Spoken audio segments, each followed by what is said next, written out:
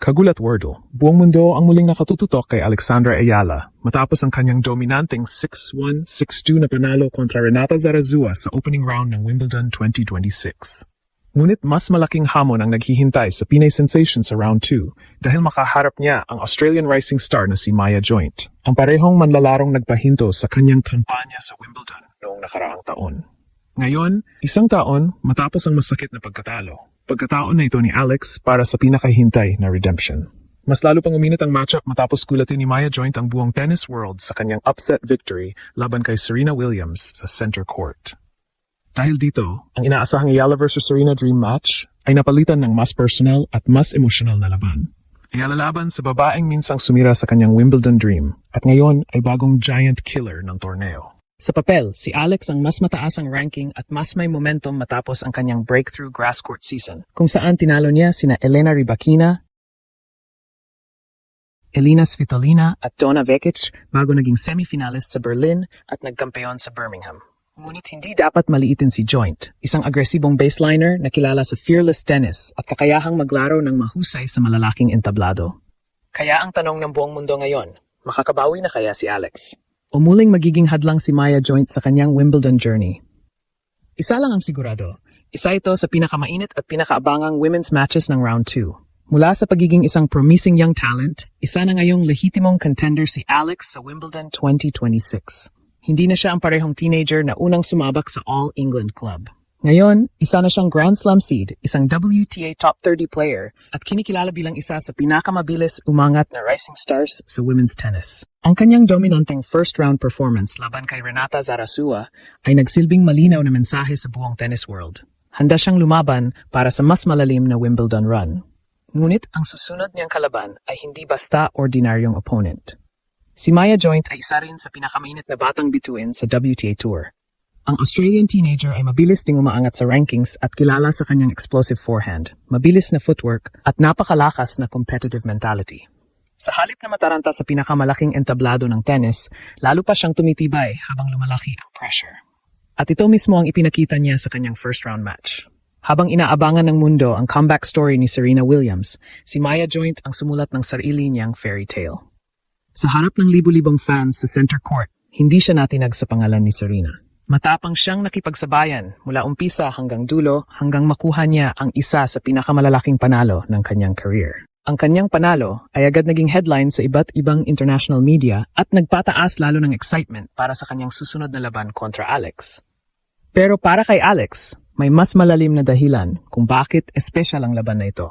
Hindi lamang ito round 2, hindi lamang ito laban para makapasok sa third round. Isa itong pagkataon para burahin ang isang alaala na matagal na niyang gustong balikan.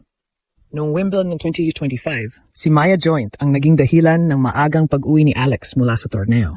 Bata pa noon si Alex, mas kulang sa experience at hindi pa niya naaabot ang level ng tennis na ipinapakita niya ngayon. Simula noon, napakalaki na ng kanyang improvement. Lumakas ang kanyang serve, naging mas agresibo ang kanyang baseline game, mas naging mahusay ang kanyang net approaches, at higit sa lahat, mas naging kalmado siya sa ilalim ng pressure. Hindi na ito ang parehong Alex. Sa nakaraang ilang linggo lamang, tinalo niya ang mga elite players gaya ni Donna Vekic, Elena Rybakina at Elina Svitolina habang nagpakitang gilas sa grass court season. Ang mga panalong iyon ang nagbigay sa kanya ng napakalaking kumpiyansa bago dumating sa Wimbledon. Sa kabilang banda, may momentum din si Maya Joint matapos ang kanyang emotional victory laban kay Serena Williams. Kaya ang laban na ito ay hindi lamang tungkol sa rankings. Ito ay laban ng dalawang batang superstar na parehong naniniwalang kaya nilang maging susunod na malaking pangalan sa women's tennis. At para sa maraming tennis analysts, ito ang isa sa mga pinakabalanseng at pinaka-exciting na round 2 match sa buong women's draw. Ang mananalo rito ay hindi lamang mag-a-advance sa susunod na round, magpapadala rin siya ng napakalakas na mensahe sa natitirang bahagi ng torneo. Kung susuriin ang estilo ng dalawang manlalaro, napakaliit lamang ng pagitan nila sa talento, ngunit may ilang aspeto na maaring maging susi sa magiging resulta ng laban. Si Alex ay isang left-handed player na kilala sa kanyang matalinong shot selection, heavy topspin forehand, matatag na backhand at mabilis na transition papunta sa net. Sa nakalipas na grass court season, kitang-kita ang malaking improvement niya sa unang serve, return game at confidence sa pag-atake. Hindi na siya umaasa lamang sa consistency, mas agresibo na siyang magdikta ng rallies at mas mahusay ng magtapos ng puntos sa net. Ito ang dahilan kung bakit nagawa niyang talunin ang ilan sa pinakamahusay na grass court players sa mundo tulad nina Elena Rybakina, Donna Vekic at Elina Svitolina bago pa magsimula ang Wimbledon. Sa kabilang panig naman ay si Maya Joint, isa ring batang bituin na mabilis ang pag-angat sa WTA Tour. Kilala siya sa kanyang explosive forehand, compact backhand at fearless mentality. Hindi siya natatakot umatake kahit sa malalaking puntos. Ipinakita niya ito sa kanyang dramatic 3-set victory laban kay Serena Williams sa center court, kung saan nanatili siyang kalmado kahit nakabalik pa sa laban ang 23-time Grand Slam. Ang panalong iyon ang pinakamalaki sa kanyang batang career at nagbigay sa kanya ng napakalaking kumpiyansa bago harapin si Alex. Isa pang mahalagang kuwento sa matchup na ito ay ang kanilang kasaysayan. Noong Wimbledon 2025, tinalo ni Maya Joint si Alex sa first round. Ngunit ayon mismo kay Alex, ibang-iba na siya ngayon kumpara noong nakaraang taon. Mas malakas na ang kanyang laro, mas marami na siyang karanasan laban sa top 10 players, at mas handa na siyang humarap sa pressure ng Grand Slam tennis. Kaya para sa kanya, ang laban na ito ay hindi lamang simpleng round 2. Ito ay pagkakataon upang patunayan kung gaano nakalaki ang kanyang inilago bilang isang world-class player. Malaking bentahe rin para kay Alex ang momentum.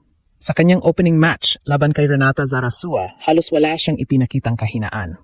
Napakataas ng kanyang first serve percentage, kontrolado niya ang baseline exchanges, at halos hindi niya binigyan ng pagkakataon ang kanyang kalaban na makabuo ng momentum. Ang dominanteng 6-1, 6-2 na panalo ay malinaw na indikasyon na komportable siya sa damuhan ng All England Club. Ngunit hindi magiging madali ang laban. Parehong bata, parehong mabilis kumilos, parehong may kumpiyansa, at parehong gutom na makapasok sa ikatlong round ng Wimbledon. Ang unang ilang games ay maaring maging napakahalaga. Kapag nakuha ni Alex ang maagang control gamit ang kanyang left-handed angles at aggressive returns, maaari niyang pilitin si Joint na maglaro ng depensibo. Ngunit kung mabibigyan naman ng pagkakataon si Joint na makapagtayo ng kanyang attacking rhythm, maaari itong maging isa sa pinakamahabang laban ng women's draw.